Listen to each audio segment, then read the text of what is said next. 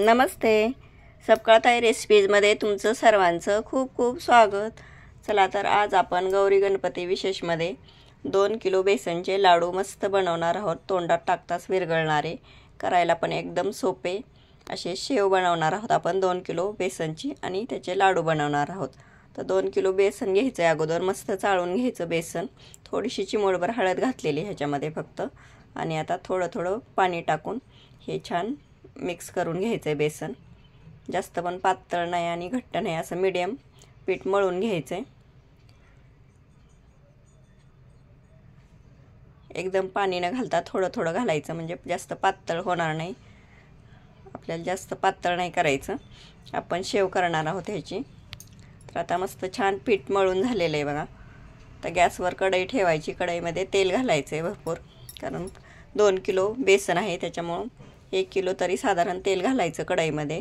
सोऱ्या घेतलेला आहे, शेवची जी प्लेट असते ते घालायची.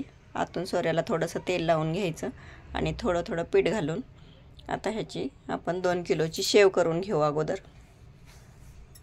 हे लाडू चवीला खूप छान लागतात, एकदम सॉफ्ट होतात आणि करायला पण जास्त काही अवघड नाही. तेल आता छान गरम झालेलं आहे आपलं. आता ह्याच्यामध्ये शेव टाकून घेऊ आपण. शेव एकदम सॉफ्ट करायची, जास्त वेळ कडक करायला ठेवायची नाही, लगेच पलटी करायची. एकदम सॉफ्ट अशी शेव करून घ्यायची. छान नितळून घ्यायचं तेल आणि काढून घ्यायची. जास्त वेळ अजिबात ठेवायची नाही. एकदम म्हणजे सॉफ्ट असे लाडू होतात. कचकच खाताना म्हणजे शेव लागत नाही, म्हणून सॉफ्ट शेव करून घ्यायची. तर दुसरा पण घाणा आता टाकून घेते मी.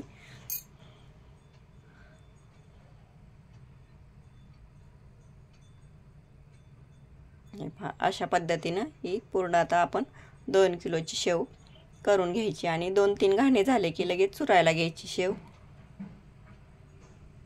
कारण कडक होते नंतर.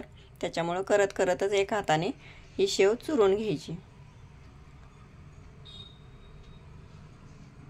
2 घाणे काढून घेतलेले ते बघा, असे मस्त सॉफ्ट शेव झालेली एकदम छान. आता लगेच अशी चुरून घ्यायची, करत करतच चुरायची, कारण सगळी शेव करत बसलं तर आपण हे जे सुरुवातीला केलेले असते ते कडक होते, मग नंतर चुरायला खूप त्रास होतो. त्याच्यामुळं काय करायचं, 2-3 घाणे झाले की अशा हातानेच अशी शेव चुरून घ्यायची. गरम आहे तोपर्यंतच अशी पूर्ण शेव करून घेतलेली आहे बघा मी आता 2 किलोची, आणि छान अशी मस्त चुरून घेतलेली हातानेच. एकदा या पद्धतीने तुम्ही हे लाडू करून बघा, खूप छान लागतात टेस्ट. आता आपल्याला या लाडूची चाचणी करायची. 1 किलो साखर घातलेली, आणखी पावशेर घालते मी. 1.25 किलो साखर घातलेली. तुम्ही 1.5 किलोपर्यंत जर जास्त गोड आवडत असतील घातली तरी चालेल. आणि 1 तांब्या ह्याच्यामध्ये पाणी घालते मी, किंवा साखर ओली होईपर्यंत पाणी घालायचं चाचणीसाठी. थोडंसं कमी जास्त झालं तरी पण ते चाचणीमध्ये ॲडजस्ट होऊन जातं. तर 1 तांब्या पाणी घातलेलं आहे आणि 1.25 किलो साखर घातलेली आहे बघा. आणि गॅस आता मोठा केलेला आहे.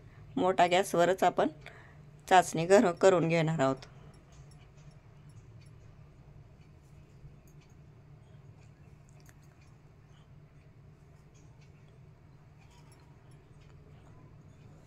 चाचणीची चांगली गोळी होईपर्यंत आपल्याला चाचणी करून घ्यायची.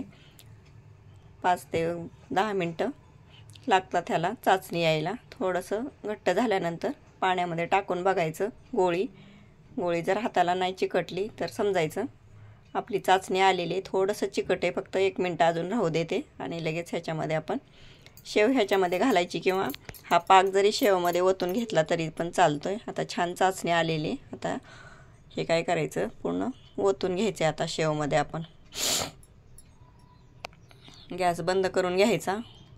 थोडंसं वेलची पावडर आणि ड्रायफ्रूट्स घातलेले आहेत. हे गरम गरमच पटकन लगेच हलवून घ्यायचं, जास्त वेळ थांबायचं नाही, नाहीतर परत साखर बनायला चालू होते.